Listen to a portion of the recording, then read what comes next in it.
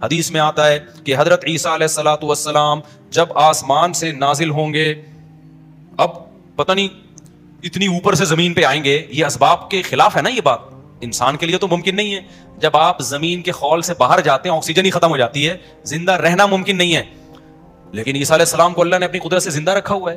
جب قرب قیامت میں دمشق میں عیسیٰ علیہ السلام آئیں گے تو حدیث میں آتا ہے کہ امام مہدی شام میں نماز کے لیے کھڑے ہوئے ہوں گے، عصر کی نماز کے لیے مصلی پہ.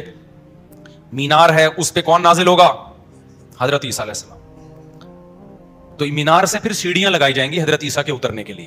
سب کمال کی بات ہے، اللہ وہاں سے یہاں تک آ گئے، تھوڑا سا تو رہ گیا فاصلہ. چھوڑا یار، تم لوگ کی سمجھ میں نہیں آ رہا.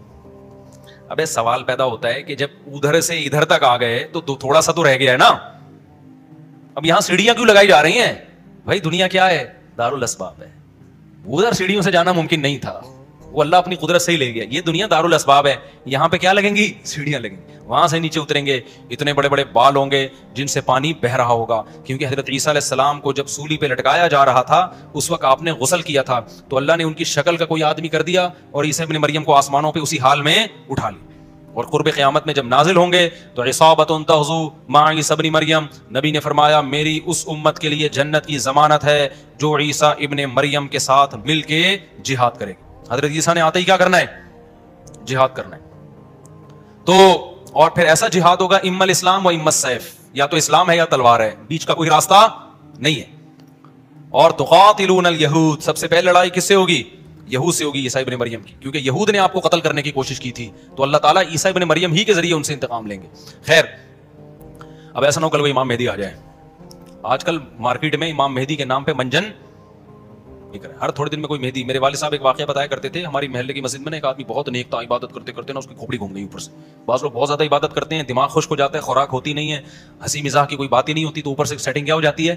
آؤٹ. تو اس کی سیٹنگ آؤٹ ہو گئی. برا نہیں تھا وہ، میرے والد صاحب کے پاس آیا، کہنے لگا، میرے والد صاحب کو لوگ حافظ صاحب کہتے تھے، حافظ صاحب ایک بات آپ سے کرنا چاہتا ہوں، آپ ذرا نیک آدمی لگ رہے ہیں، صرف آپ سے کروں گا، کسی اور سے نہیں. والد صاحب نے کہا کیا؟ کہتے ہیں مجھے نا کچھ الہامات ہو رہے ہیں کہ امام مہدی میں ہی ہوں.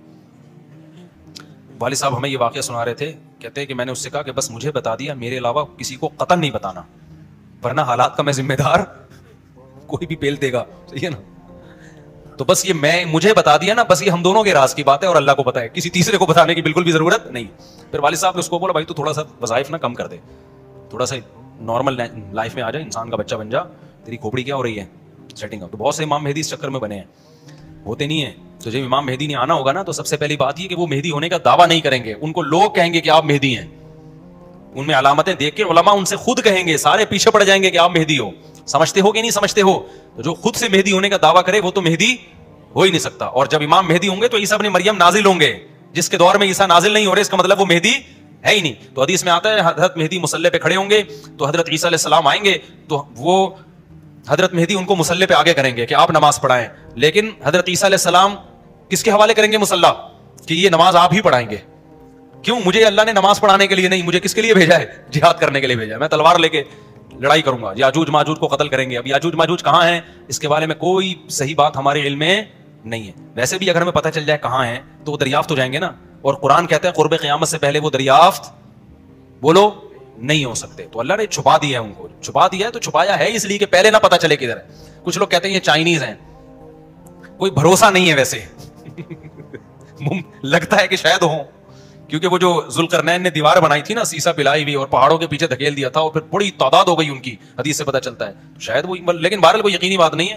تو یاجوج ماجوج ایک بڑی طاقتور قوم ہوگی جس کو حضرت ذوالقرنین نے سورہ کہف میں اس کا بھی تذکرہ ہے، پہاڑوں کو بند کر کے ان کو دھکیل دیا، کہیں چھپا دیا ان کو. تو قرب قیامت میں وہ نکلیں گے اور پھر دنیا میں تباہی مچائیں گے. اور پھر ان کو کون قتل کرے گا؟